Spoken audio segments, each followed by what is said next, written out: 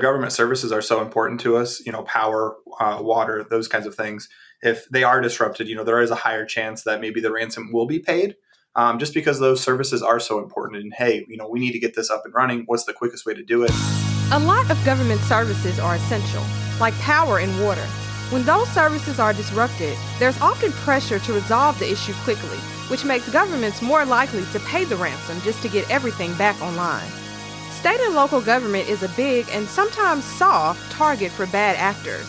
A security expert says the problem is real and there are things you can do about it. We are putting the future of cybersecurity in context. TFIC takes you deeper into the stories that are shaping the future of state and local government. To boldly go where no man has gone before. You're not Buzz Lightyear. I'm Siri. And I'm Google. And I am Alexa. Alexa seems so smart, I think we'd have a lot to talk about. Pew, pew. Welcome back to another episode of The Future in Context. I'm Ashley Silver. Today on the podcast, we're diving into the world of cybersecurity to explore how local and state governments are keeping their digital defenses strong. And we've got an incredible guest with us to guide us through today, Cody Tyler, Managing Director of EXOS CYBER. So Cody also was a member of the U.S. Air Force for 7 years, starting as a cybersecurity technician and then working his way to serve as the mission defense team lead. His company now works with cities, towns, and utility organizations across the country to bolster cybersecurity. And with cyber threats on the rise, especially with AI in the mix, there's a lot to unpack today. So Cody, thanks for joining us. Yeah, thank you for having me. Happy to be here. So let's kick things off with something that's pretty alarming. In our email correspondence, one of your representatives mentioned that government facilities were the third largest critical infrastructure sector targeted by ransomware attacks in 2023. And in covering tech and cybersecurity, one of our own writers at Government Technology recently touched on how water, electricity, and satellites, which basically support everything from GPS navigation to credit card processing, are at increasing risk for cyber attacks. And organizations are now even questioning, if making ransomware negotiation payments are even worth it. Why do you believe that government agencies are such a big target for cyber criminals? Yeah, so there's a few reasons that, government agencies are targets for cyber criminals. The first one could be, political gain. Unfortunately, there's a lot of countries out there that may want to disrupt our normal day-to-day life. So they use cyber attacks as a means to do that. The other reason why is because our government services are so important to us, power, water, those kinds of things. If they are disrupted, there is a higher chance that maybe the ransom will be paid. Just because those services are so important. And hey, we need to get this up and running. What's the quickest way to do it? If you don't have some of those things in place to prevent it from happening, that's really important to consider. Government agencies, like you said, hold sensitive data, manage critical infrastructure, and that makes them valuable targets, which is a pretty scary situation in itself. But, we're not just talking about big cities here being at risk, right? So smaller towns and utility companies are at risk too. And I know you work with smaller government agencies. So are they seeing a rise in cybercrime as well? Yeah, absolutely. There's been a rise across the board. And one of the things to consider, the local municipalities, the smaller municipalities, the smaller power, the smaller water, they may have less resources to be able to defend themselves, right? Maybe they are using, older software. Maybe they aren't patched. Maybe they don't have, some of those cybersecurity tools that they should have in place. So it actually makes them an easier target, even though they may think, hey, we're too small. There's a lot of things that make it easier to target, large amount of networks at the same time. So they can definitely fall into that as well. I know AI is becoming a huge part of the equation, both for defending against attacks and also for launching them. So how is AI changing the landscape for cyber defenses, especially for government agencies? AI, really awesome tool, both for defensive and offensive as well. So with the offensive side, it kind of lowers the barrier to entry, right? It may have been harder to write code or do some of these things that may have been more complex in the past.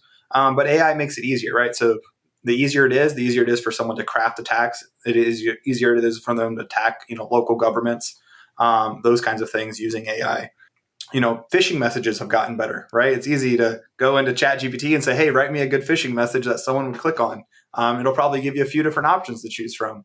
And on the defensive side, it's been really fantastic for our team. One of the things that AI is really great at is being able to take large data sets and being able to, look for anomalies, right? In cybersecurity, that's what we do every day. We're pulling logs, we're doing, different things that, generate large amount of data, and we need a way to sort through it. So AI has been, super helpful in that. With AI driven threats, with AI, having a positive impact, but then the negative impact as well. With those AI driven threats kind of on the rise, what kind of attacks should government agencies be most prepared for? Yeah. So, ransomware is always a big one, right? Having your services shut down is really important. Business email compromise is, the number one financial attack, essentially, where, emails are being stolen and, pretending to be somebody else. Hey, we have the invoice for, maybe we just put some concrete down for a road or something like that. Getting in between those email transmissions so someone can say, hey, change the bank account information to send that from is really important. And really anything that's just trying to steal data, right?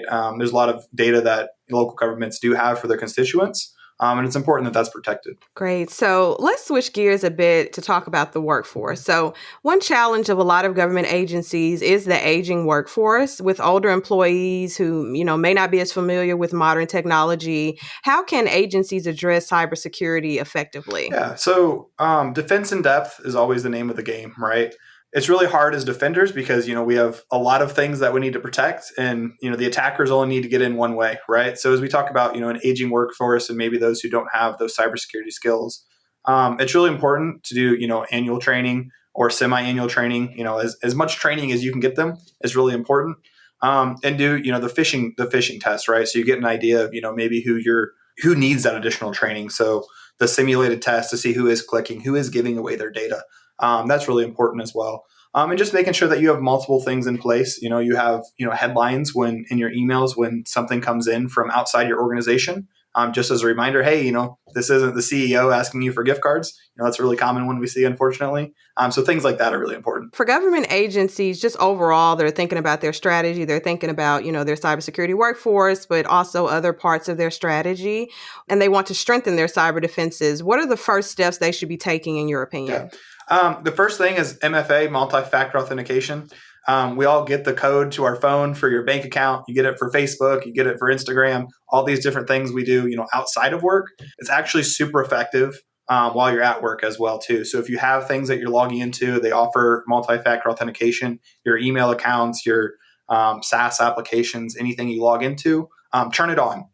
It is really super important. It blocks like 99.9% of, phishing attacks and things like that. So definitely turn that on. The second thing they need to make sure that they're doing is have backup plans and recovery plans.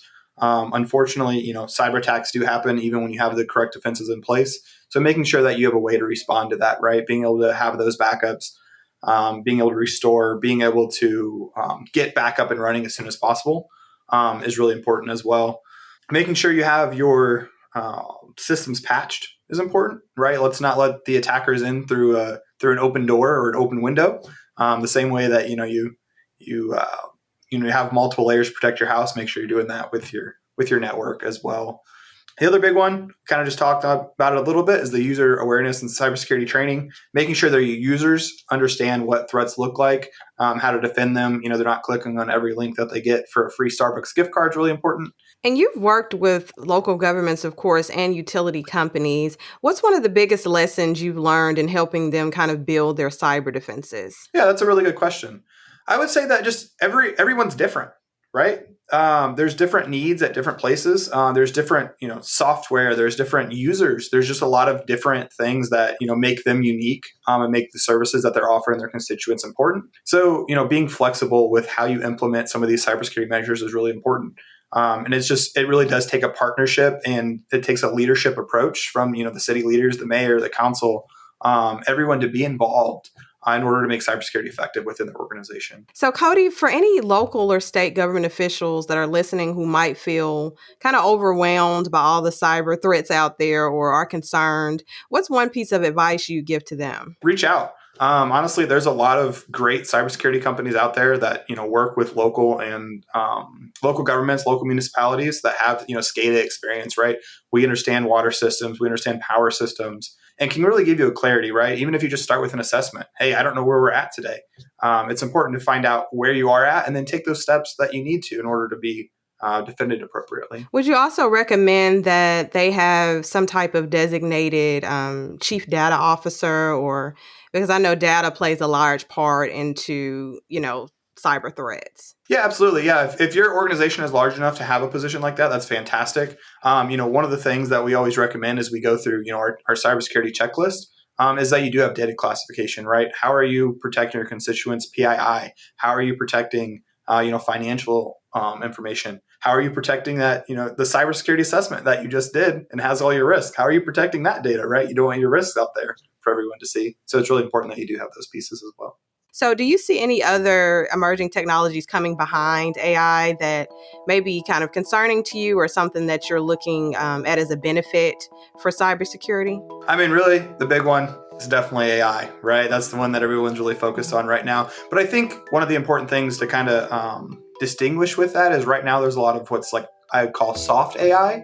So, your chat GPTs, things that can assist you.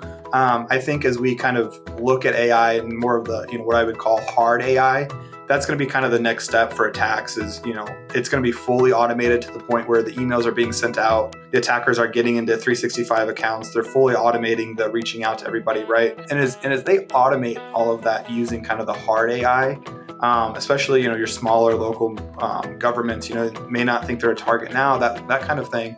But once it's fully automated, everybody's at risk, right? Like there's no cost to the attackers. So that's something for them to consider as well. Thanks so much for sharing your insight today.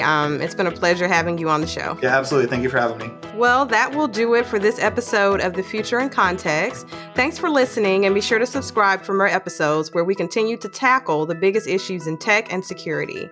Next time on The Future in Context, a special cover story episode with my colleagues from Government Technology as we take a look back at what we have learned from the year in review and what we can take from those lessons in the years ahead. Our editorial and production team includes Theo Douglas and Kaylee Tedrow. Our executive editor is Noelle Nell. I'm Ashley Silver. Thanks for listening. We'll talk again next time. Bye for now.